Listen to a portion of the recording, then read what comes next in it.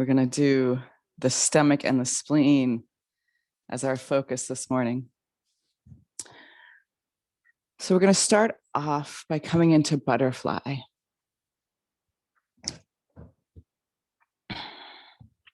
And you don't usually eat butterflies. No, the only butterfly we've eaten was made out of flowers and bee pollen that was served to us at Noma. So come into butterfly. You have your heels about 2 hands length away from your groin. I always, of course, like to start by grabbing onto my shins, lifting up my chest, letting my head drop back. Take a full breath in. And then with your exhale, you can even sigh it out, roll down and let your head hang. So you have to maybe wiggle a little bit and fidget and find those little idiosyncrasies in your body this morning, and then see how much you can come into stillness.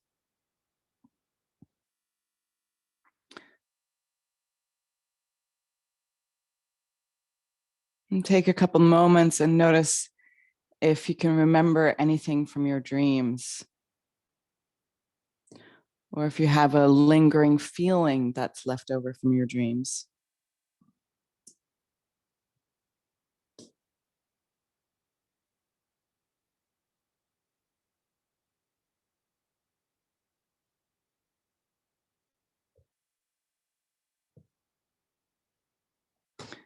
And take a couple moments to notice, even if it's just been a couple of moments, how your thinking is.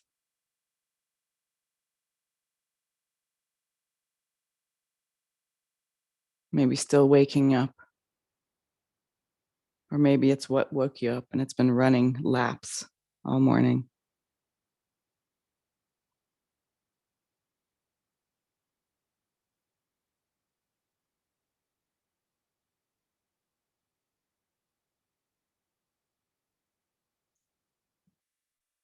Soften and allow your stillness to really let you be where you are. There's no other place that your body needs to be. You don't need to be deeper in the posture. You don't need to have different hairstyle.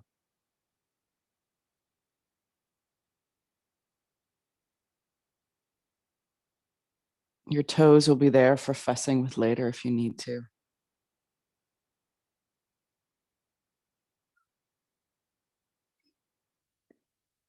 And allow your next couple of breaths to just check in with your heart.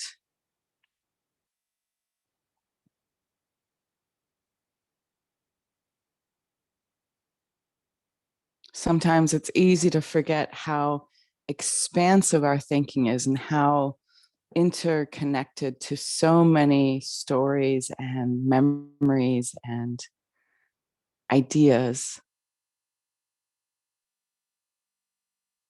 But when we move down to the heart, we can come awake to how relational our feelings are and how quickly they change.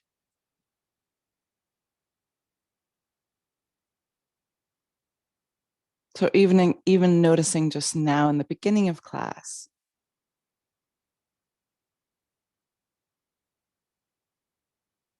they all might be different after class.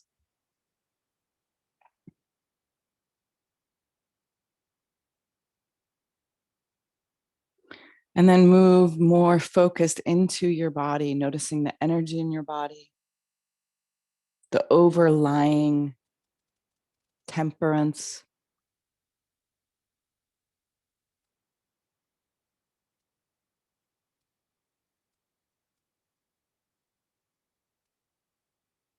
Sensations, both good and bad.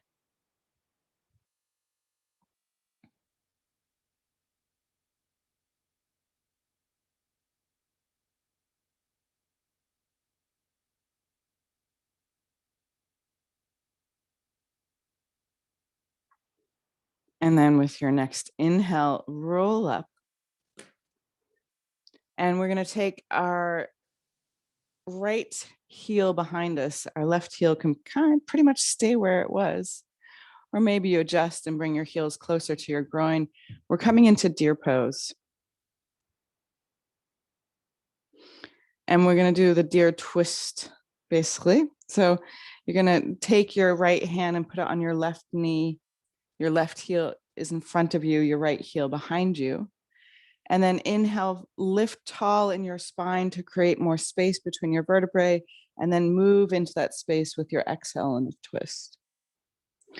And twists inevitably tend to be a little bit more yang.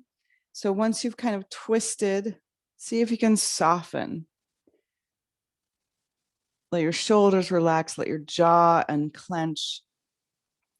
You can keep your Uddiyana Bandha lightly engaged and your Mula Bandha lightly engaged. And it's a really nice opportunity to practice with your bandhas, these energetic locks, because so often as Westerners, we come and you're like, oh, you want to squeeze something? And so like we squeeze the living hell out of it. Like that's a real squeeze. But with our bandhas, it's actually a very focused and concentrated, gentle effort. So with your root lock, your Mula Bandha, it's this lifting up, and you want to use the same amount of force the ancient texts describe to lift up the center of a spider web. I mean, not the sexiest imagination to have a spider web in there, but that gentleness is very specific.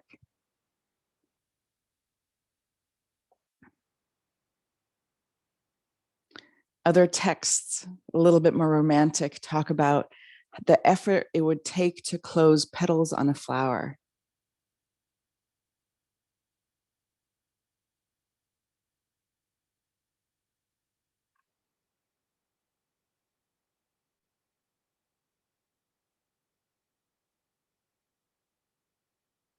So this gentleness with engagement is also the manner in which we breathe in our yin practice. Sarah Powers, who is one of the forerunners of yin yoga in the West, along with Paul Grilly and Bernie Clark, she talks about how in our yin practice, it's a victorious breath, but it's a gentle, victorious breath. It's not like in your face victory, Darth Vader breathing. And then inhale, lift a little taller, and with your exhale, unwind. And you're going to step your left foot and reach back with your right foot. And we're going to come, I even like to take my arms to the inside of my left foot, my hands. And then I'm going to spin my left toes out about 45 degrees. And I'm going to come down onto my elbows. And there's options either to stay here, or if you want to do a nice yin twisted monkey, sounds like a great drink or something, you're going to reach up with your left arm and reach back and hold on to your right foot, and then let your shoulders kind of lean back into this pose. So you can even feel a stretch in the front of your hip flexor on the right leg. So both are great options. You know your body, you know yourself as well. So if you have a tendency towards that squeezing the life out of everything, then in your yin practice, especially, the repeated message will be to back off. But if you are habitually timid, then the invitation is to really see where your limit is, to really reach back into it.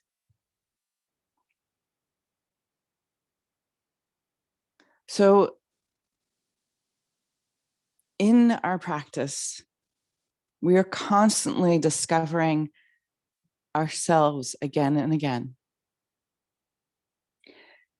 And it's so important. It's so great to have a daily practice because we then become a little bit more responsible to that today is like no other day.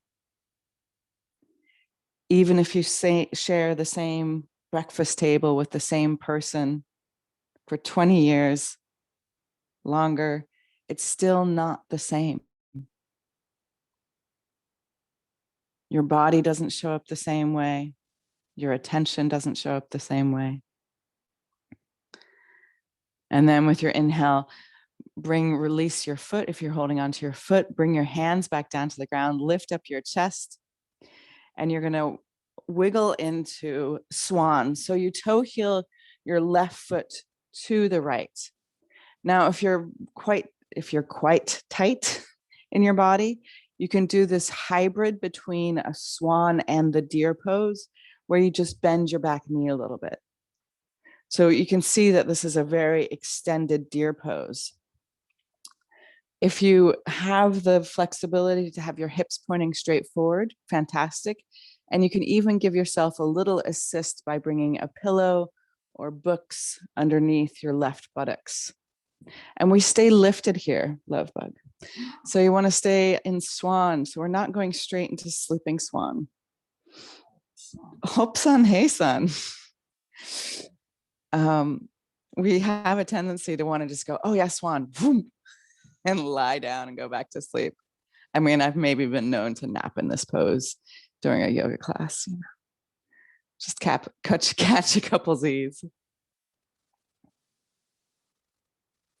But even with our uprightness in our chest, can we still be in it gently and not practicing our forcing? So we want to soften in the pose rather than get harder or constrict it.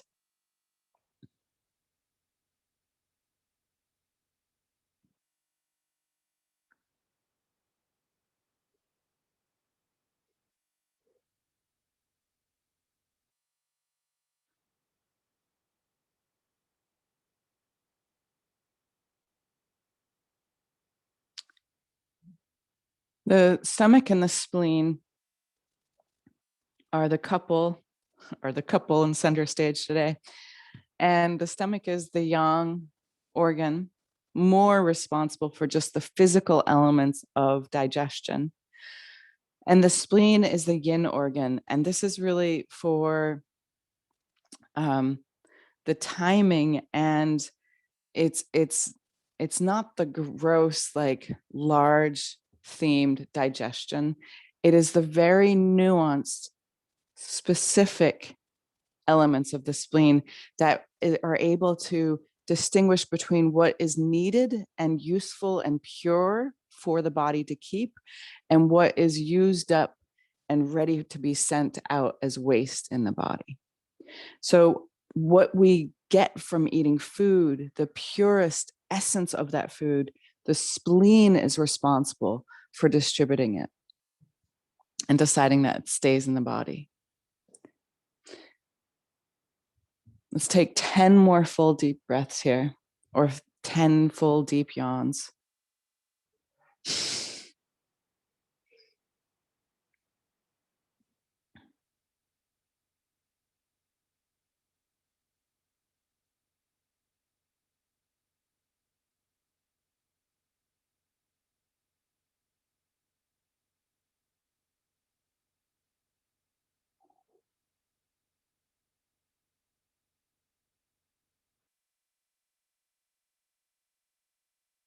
And after your 10th breath, you start to walk your arms forward and come into that familiar sleeping swan.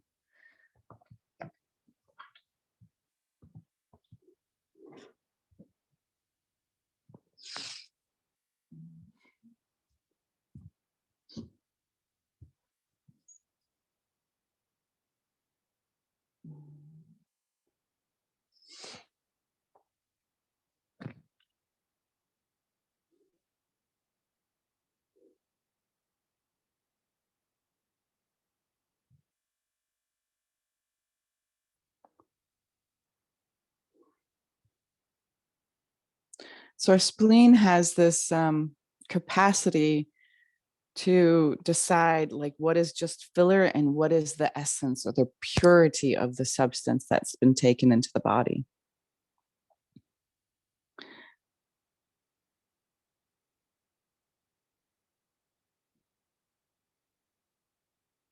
And just as it's able to do that with our food and nutrition, it also controls the raising of chi in the purest sense. So it's all about this purity, raising of the pure.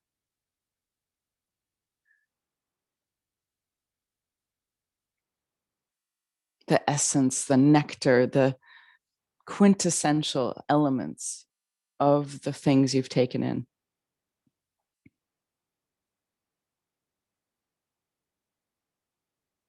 So in spring, we have in the Northern Hemisphere, it is spring now. And there's a tradition in springtime of doing spring cleaning.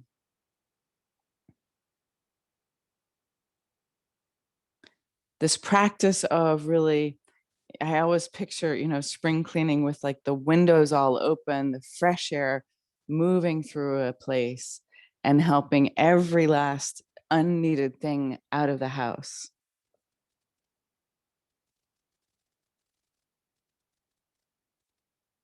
Now, I don't know about you, but I know that I suffer from having too many things and I still want things. I had this horrific realization a couple of years ago too, that I even make things. And it's a little bit of practice that goes like 2 steps forward, 1 step back. It's not something that you can just change overnight and solve everything. But coming into a practice of less can be very nourishing, because when we choose less, we choose more focused, we choose more carefully.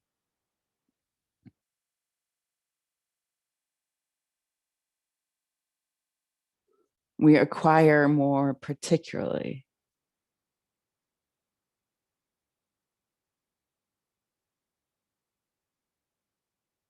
It's so easy to just throw our hands up and go, oh, it's so gross, this capitalism, this consumerism, ew. But how much are we participating in this normalization of having so much stuff that you actually can't take care of it properly? Now, some people have so much stuff to take care of, they actually hire other people to take care of their stuff.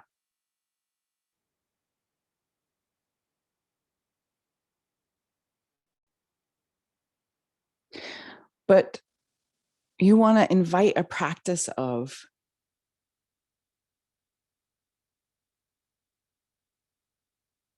how to discern what stuff to keep, what stuff to get away, what stuff to never let in your home.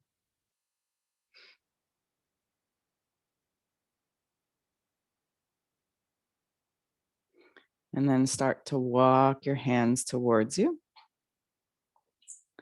And you're going to sweep your right leg in front of you. And we're going to do, it's not worm pose, it's caterpillar pose. So your legs are right in front of you. It's spring. The worms are coming back. The caterpillars eventually too. Just need a little bit more warmth. So make sure your legs are nice and relaxed, especially if you're very touch deprived. Just take a moment and just squeeze down your legs. Touch is an essential thing. We need touch to thrive, to do well. And then we're going to roll our, like the larger part of our thighs underneath us. And then just soften and roll into caterpillar pose today. Just letting your elbows be heavy, let your head hang, let your belly gently come towards your spine. Just a very light, focused Uddiyana Bandha. And this Uddiyana Bandha point is 3 fingers below your belly button about. And it's it's the point where you can pay attention and you can just lightly pull that point towards your spine, and you feel actually a lightening effect. In yang vinyasa, particularly in Ashtanga yoga, they did talk about how your Uddiyana Bandha is your flying mechanism. So it's not surprising that you feel a little lighter when you engage it.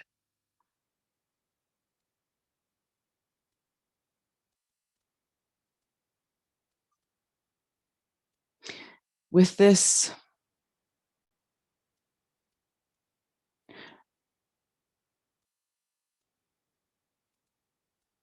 attention on gentleness and specificness, we can really take this into a lot of areas of our life. But we can take it also into starting to know how to discern what are the things that you should get rid of and what are the things that you should keep. And one of my modern heroes is Marie Kondo. And she is dubbed the cleaning guru. And she's written several books now. And she tells her biography about how even when she was a little girl, very early on, she started getting very focused on stuff and cleaning and keeping things nice and orderly, and noticing how much that affects the human being. So just like the spleen decides, okay, this is pure and beautiful and there's a place for it in the body and this is not needed anymore and it needs to leave the body. In the same way, this idea in her first initial books was really about having a place for everything. Now inhale, roll up, bend your knees, take your hands behind you, and let's do three little lions, no, 3 little lion poses. Same lion, lift your hips up, drop your head back, stick out your tongue, look at your third eye, and with a whisper, gently roar.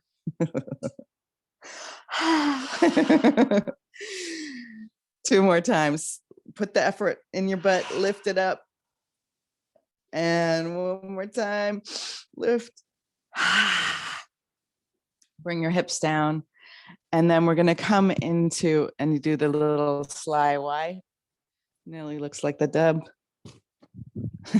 It's like the old lady dub. No, just kidding. Wiping the chin. Okay.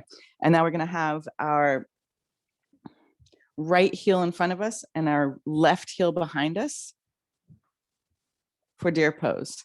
And if you live in a tighter body, it helps you to bring your heels closer to your spine. And if you live in a more flexible, open body, it helps you to move your feet further away from you so you have more sensation in the pose. Inhale, lift up tall, bring your left hand onto your right knee, and with your exhale, release into the twist.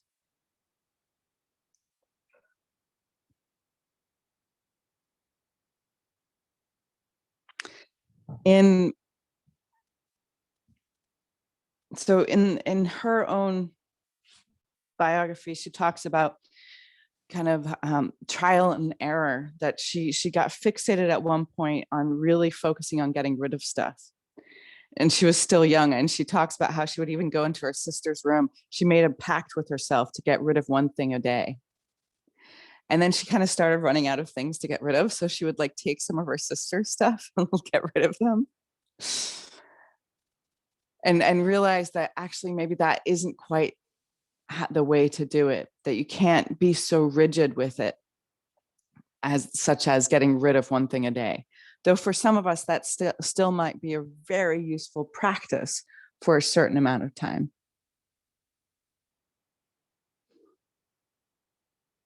And then she started to get more nuanced with her practice. And I think it's actually still her most recent book.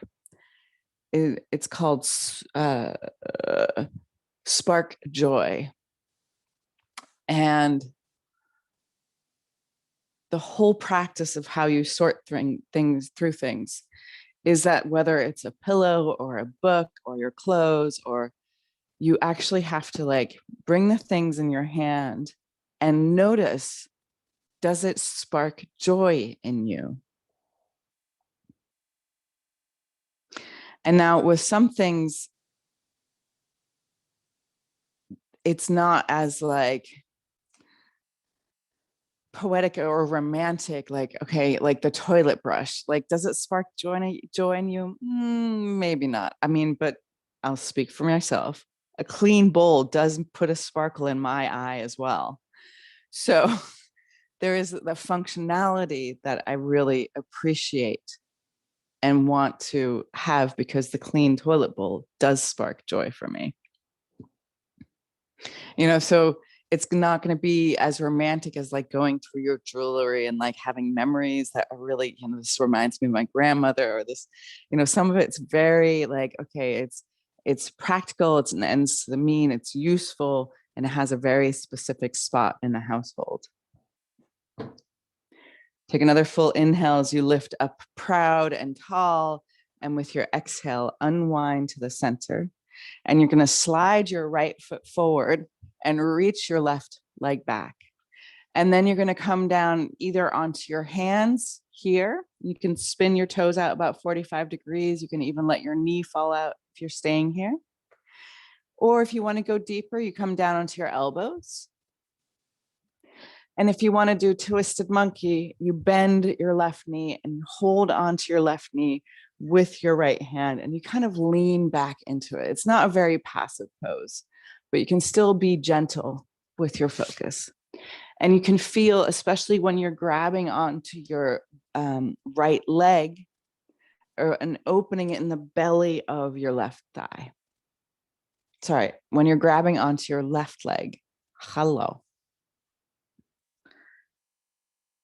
But this idea that Marie Kondo has, really traveled the world with, it's awesome. It's this idea that we know what we want to keep. We know what we want to get rid of, and that doesn't serve us. But we have to actually physically touch it or hold it. Okay, if it's a bookshelf, I'm not going to be able to hold it in my lap. But I can really, notice, especially if I touch it, if it brings a feeling of happiness and joy into our chest. And this discernment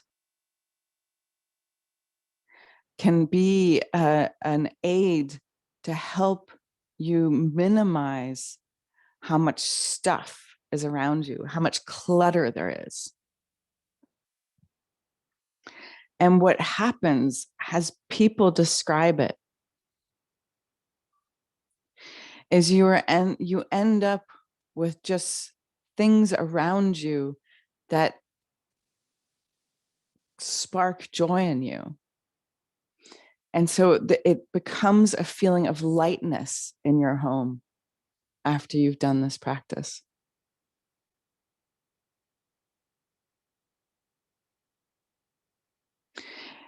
Some people describe how it helped them change their jobs. And as any deep process does, for some people, it helped them leave relationships that weren't sparking joy. And it's very different than just being happy.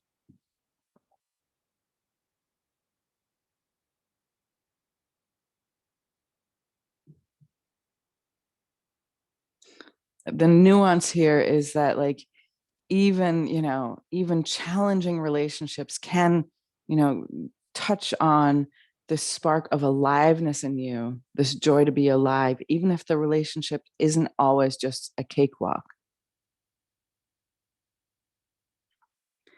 And then start to slide your hands back, stretch your arms up, release your foot if you haven't already. And you're going to toe heel your right foot to the left and make your way into upright pigeon. stand up pigeon. No, stand up swan. Förlåt. Forgive me. I mixed up my yang names with my yin names. So in yang practice, it's pigeon pose, and a yin practice, it's swan pose. So you have a longer neck.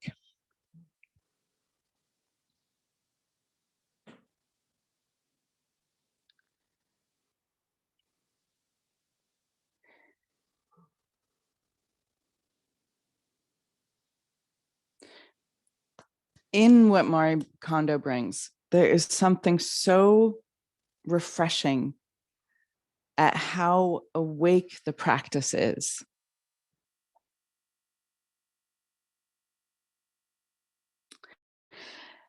In this inundation of stuff, in like this influx of getting so many things,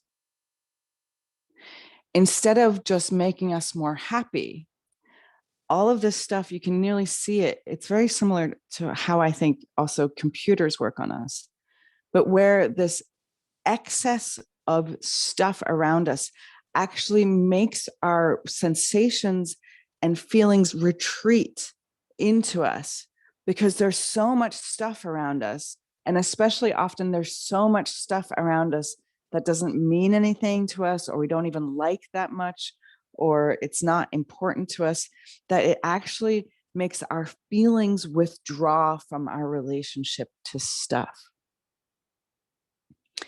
And while, you know, it's easy to sit back on the sidelines and be like, ugh, materialists, they're so lame. You know, we are all materialists in this day and age. We actually, I mean, even if you're like an anti-materialist, your relationship is defined with like your relationship to stuff. It still has that huge force over you. But instead of like hating it and trying to push it away, which we know just really doesn't work, actually trying to move into it and be more conscious of our relationship to the material world is a way to actually wake up our feeling life, to notice that our feeling life can guide us in our choices of what to buy in terms of how those things interact with the whole world.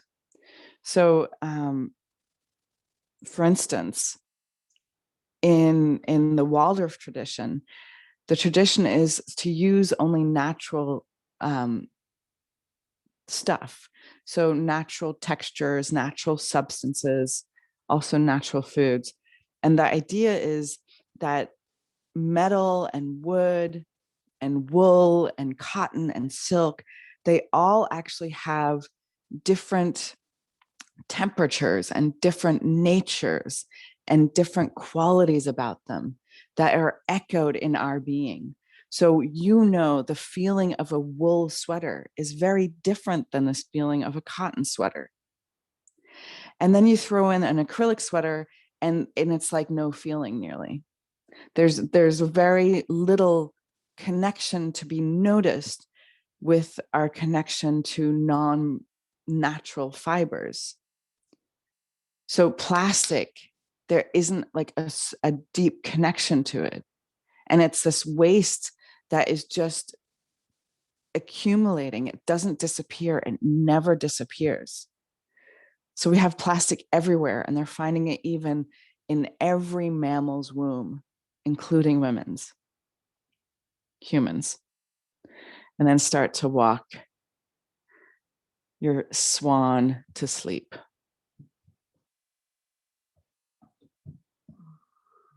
So when we actually get more particular about the things that we bring into our home, the things that we keep in our home,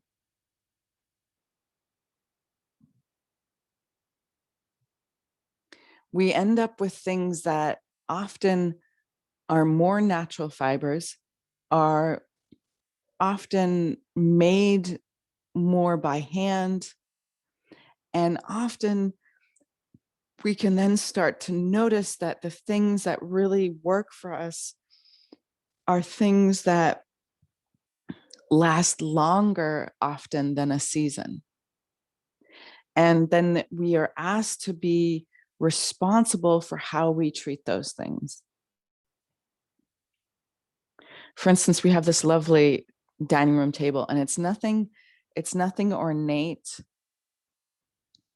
And part of why I say it's lovely is because there's been so many wonderful meals around it. But it is the nature, like when about 2 years ago, I think, it was looking pretty gray and pretty beat up and pretty used. And if it was a plastic table, like that would be it. You can't restore plastic. But it was a wooden table. So the top could be sanded down and lovingly treated with linseed oil. Linseed oil? And then here we have a radiant, face-lifted table, still at the center of many, many beautiful dinners to come. There's a different quality that we can have, relationship that we can have to our stuff.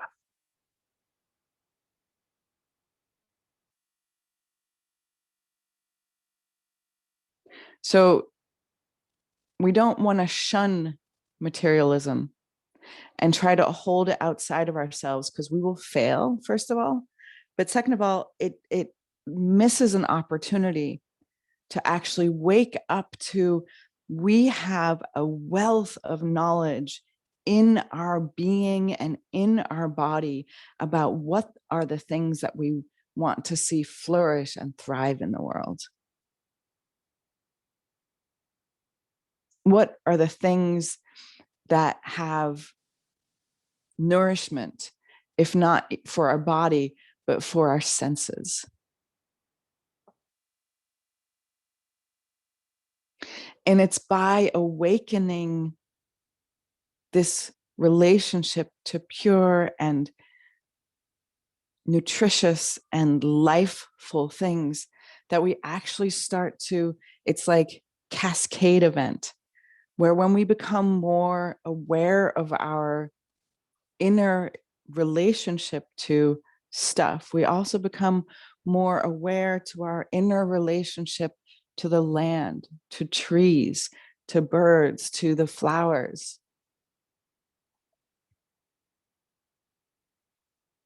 Or what the difference is to be in a place that is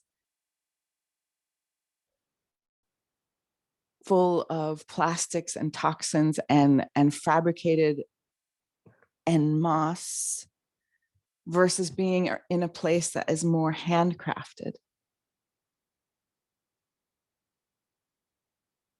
Yet we are so seduced by this market that we've even gotten to the point where people are trying to brand themselves like, oh yes, I'm Rachel Ingvad and I have my own yoga brand.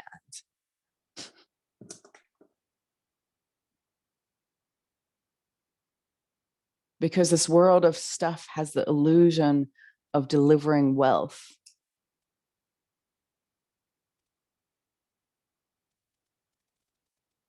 And so it's coveted.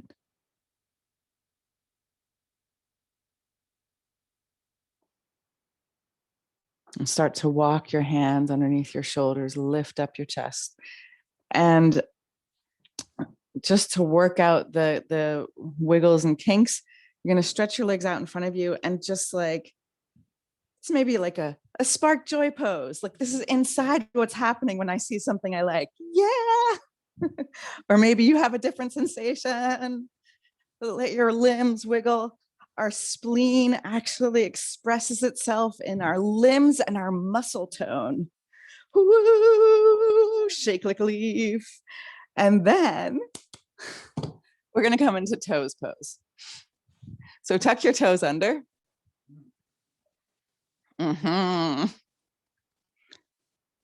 some reason, I wasn't even doing the posture the same. My toes are totally asleep. Pins and needles. All right.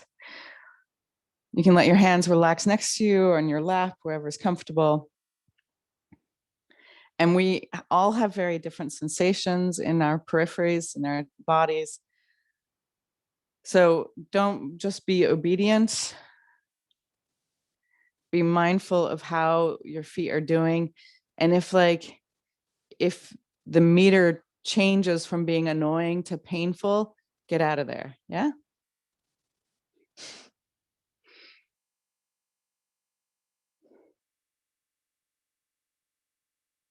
So our habit of separating everything.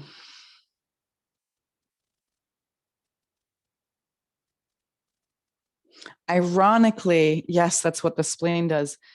But our habit of separating everything is we think that we have oh, look, there's an environmental crisis over here. Oh, look, there's a social crisis over here. Oh, look, there's a pandemic over here. We have, or case-demic, no matter what you call it. We think that our emergencies are all kind of separate events.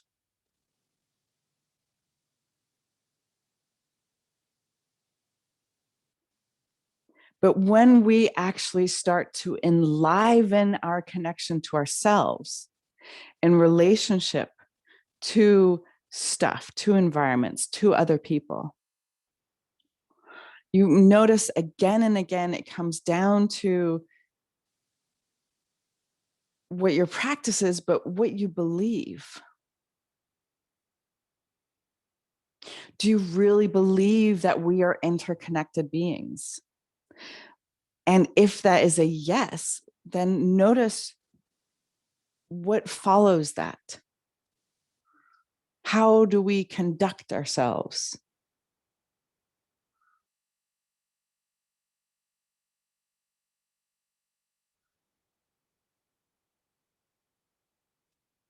It's not like the environmental crisis is less or more important than our social crisis.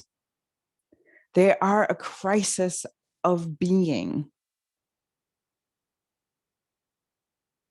What do you think? 10 more minutes with the toes? I'm just kidding. Okay. Come on out. Slap. Reach your hips back. Stretch the ankles after you've slapped out your feet.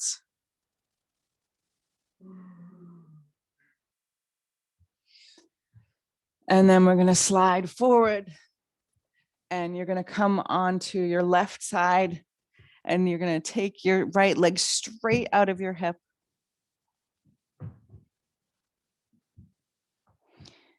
And you're going to reach with your right hand and hold on to your left heel and pull your heel towards your buttocks. Now, you might not feel very much in your thigh. If that's the case, you can try moving your right thigh back a little bit, or you can allow your shoulders to roll down to the ground, coming into the deeper twist. Pulling the cat's tail.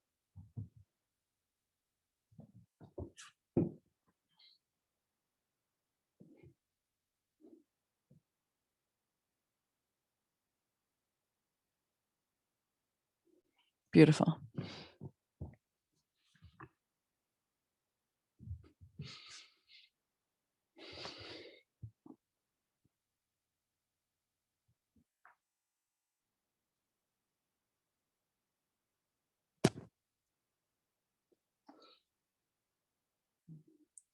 When we awaken awareness of our experience of the world,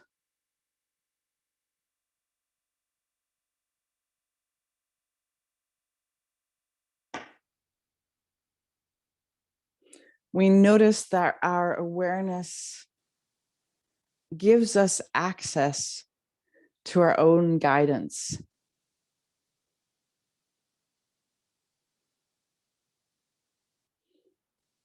And for instance, in the small act of moving through your home and really allowing your home to be full of the things that spark joy and getting rid of the things that do nothing for us, it starts to be an act of empowerment. And it's like a practice of self-esteem.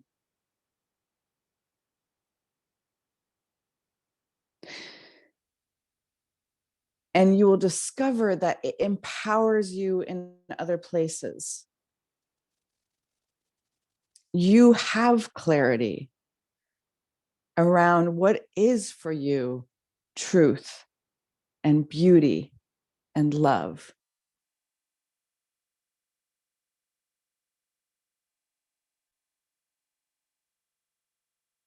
You have that level of authority in yourself.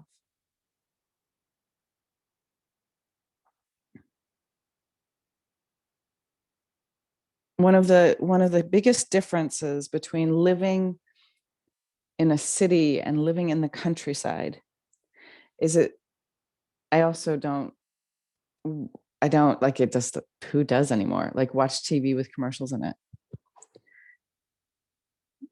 But even with my exposure to commercials online, I still feel this tremendous reduction in the onslaught of advertisements, where when I go back into a city after being in the countryside for a long time, all of a sudden I am filled up with this.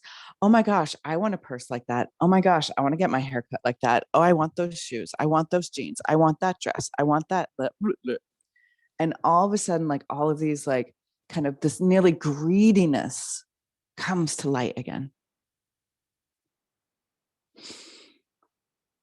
Roll back to center, moaning and groaning. Well done. And then roll onto the other side. Put your right hand underneath your head, elbow on the ground. Stretch your left leg straight out from your hip. Reach back with your left hand and hold onto your foot. If you're not feeling anything, you can move your left knee back a little bit or lay onto your shoulders or lay onto your shoulders. And part of this is because advertisement works, and it's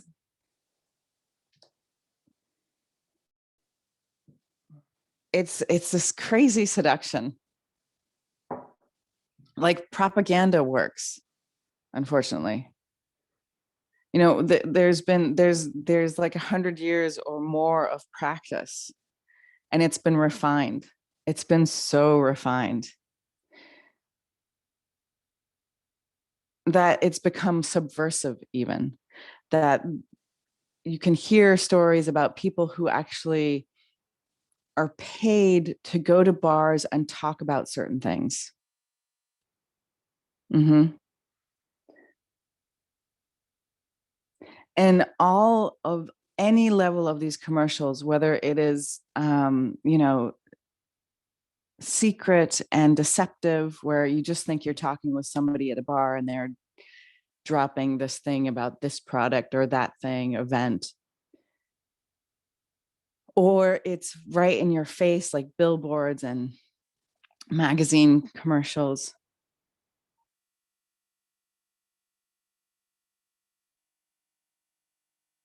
There is this agenda of greed that really just wants us to buy all this stuff, to want all this stuff, to feel that we are somehow less than if we don't have all this stuff.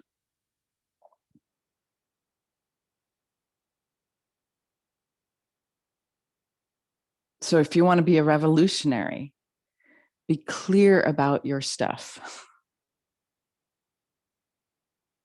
Choose slowly after you've contemplated.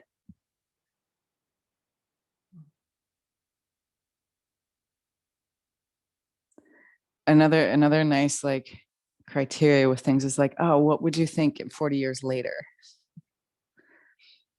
But we want to do this like an exercise and being actually in a life that we have the things that we have the capacity to care for, the capacity to manage, the capacity to have the right place for everything.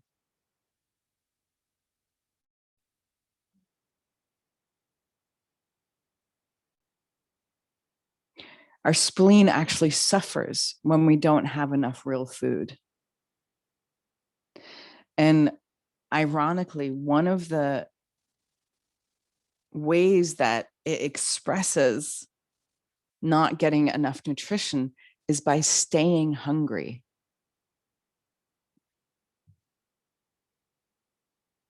That after so much food has been taken into the body, the spleen is still looking for the nutrients, the purity, the essence. So even if your stomach is distended and full and you're still hungry and you still want to put more in there.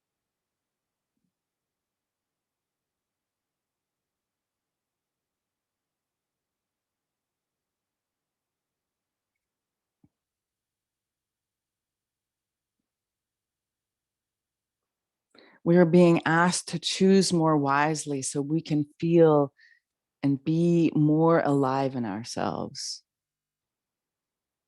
more connected to the wisdom of our body, of our being.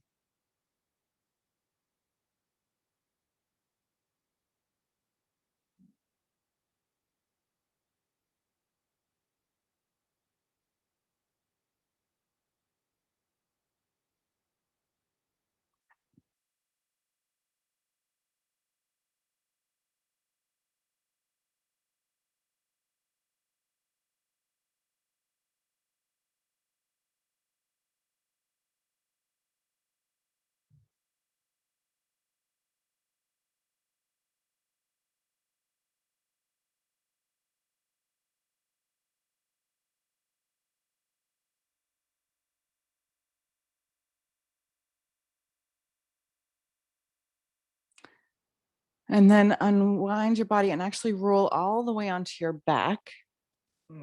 And then hug your knees to your chest. And we're going to have a cathartic 180 turn, massaging your spine. You're going to rock back and forth and let your body shift with every rock. Taking about 5 or 6 rocks to let your feet come pointing towards me and your head move away from me.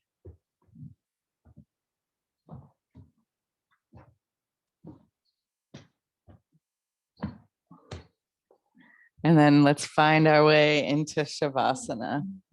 So especially in yin yoga, you want to have a nice relaxed body with your arms out a little bit wider than yin yang Shavasana, with your legs out maybe a little wider, like you're about to make a sand angel or a snow angel.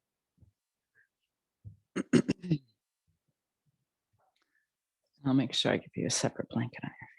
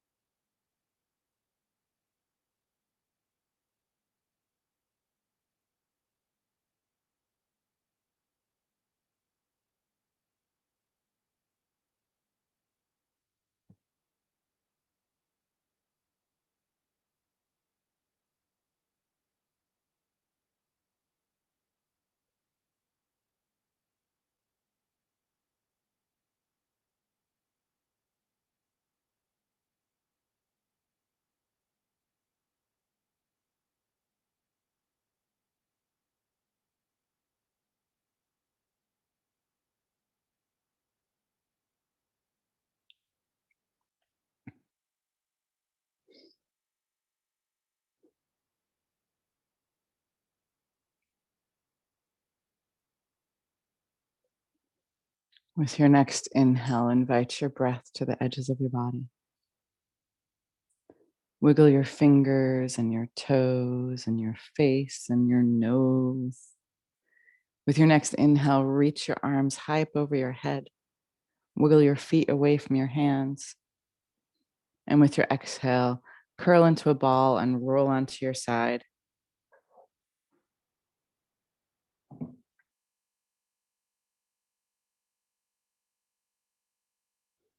And then help yourself up into a comfortable seated position.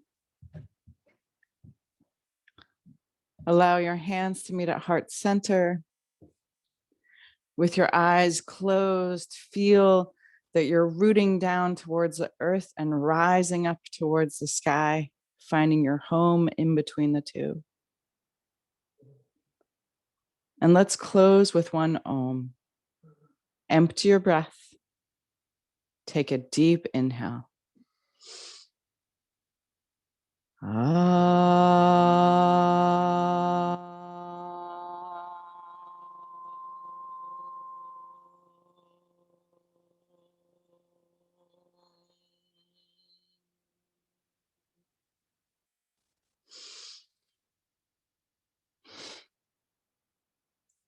Bring your prayer hands to your third eye. Invite the divine light. And as we bow forward together, we say, Namaste. And so much love.